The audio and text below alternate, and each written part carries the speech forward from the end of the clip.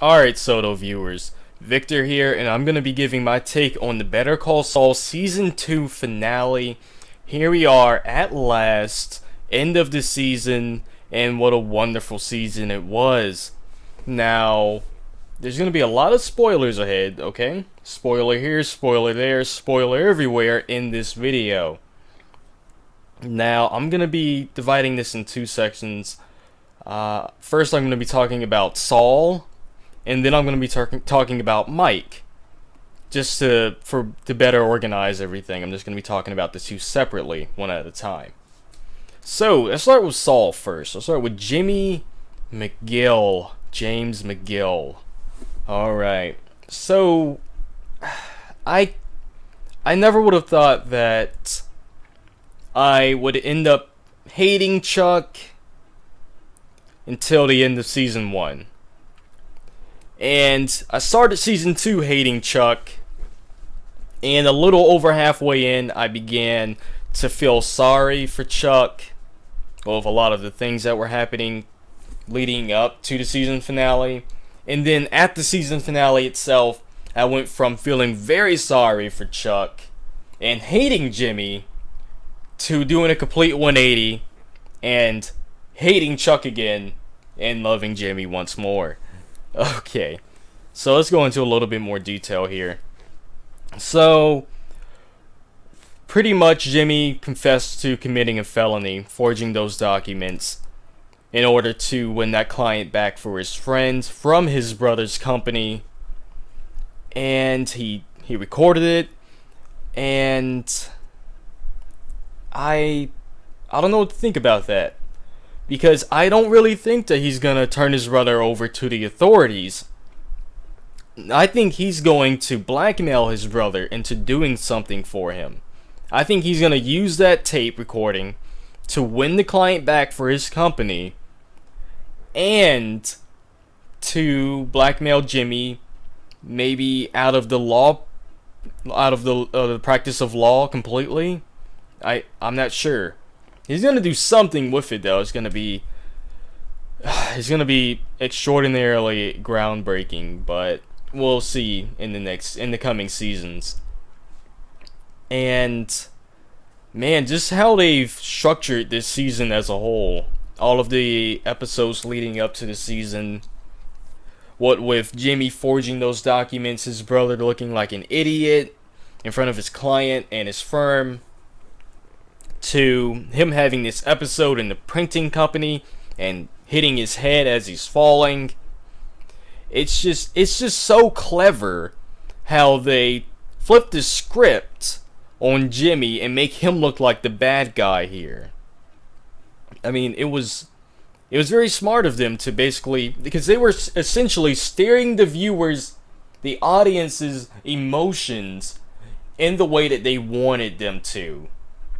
And just combining that with the shocking revelation that Chuck's a shark. Okay, he's always plotting. He's always trying to find the way to get ahead. Okay, we think that Jimmy is incredibly crafty and clever. His brother is almost the exact same way. The problem is Jimmy uses that. He uses that for his friends, and Chuck uses it for himself. I think there's the divide between the two. They use their brains, they use their incredible gift of manipulation and just their cunning in different ways. They use it for different reasons. And we just have to hope that his brother isn't cold-hearted enough to actually send his brother to prison, because he's got solid evidence against him at the moment. But like I said, I don't think he's going to do it. I don't think he's that low. Moving on to Mike now. Now, where we see Mike, we see him aiming at Hector with a sniper rifle. Mike's been very busy lately. He's been kicking up all kinds of mess around Hector Salamanca's businesses. And Hector's been very, very paranoid about things. Right? He's even suspecting his own people of working against him. So I'm suspecting that's who I'm guessing that's who the guy was that they dragged out to the desert to kill.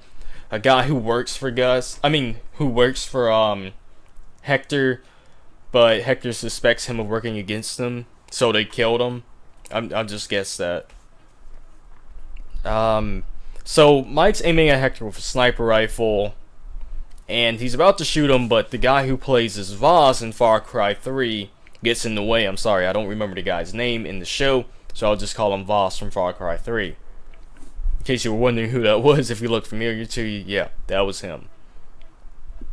So Voss is in the way of the shot, and all of a sudden, Mike's car alarm starts going off, and there's a note on it saying, "Don't." Now, I'm pretty sure that Gus Fring had something to do with that. I mean, there's a lot of fingers pointing at it. There's a lot of evidence to suggest it. I mean, what with Gus hating Mike, because if you remember from Breaking Bad, Gus, when Gus was an up-and-coming, he was becoming more involved with the drug business with his partner, and he was trying to sell his product to this other big shot, but Hector was working for him, and Hector basically killed his partner right in front of him. There's reason for Gus to hate Hector. There's also a reason for Gus to be following Hector and keeping his eye on him at around this time. So it would mean bad news for Gus if Mike killed Hector. So it's in Gus's best interest to essentially stop Mike and warn him not to do what he's gonna do. Also, there's a stir around the internet saying that all of the episodes from season 2 spell out an acronym for Fring's back, Gus Fring. So there's yet another finger pointing at Gus Fring's return in season 3. Now, I thought it was very clever of them to not include Gus Fring in the season finale, but to hold it off until season 3. I think it was a very smart decision to build up anticipation for season 3. So yeah, there's a lot of fingers pointing at Gus Fring's return. I guess we'll have to see where Mike, potentially Gus, and Hector, where they all fall in season 3. Where Jimmy and his brother Chuck land in season 3. Oh yeah, in relation to Kim.